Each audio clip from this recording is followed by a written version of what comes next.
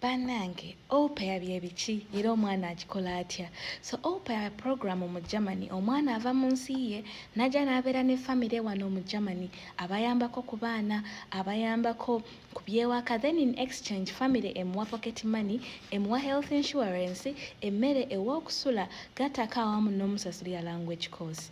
Au pair waggwa omwana aba ne opportunity nnyingi, gamba nga asobola okgenda ku n'akola house building, asobola okukola volunteer, oba ogenda ku university, so opportunities nnyingi.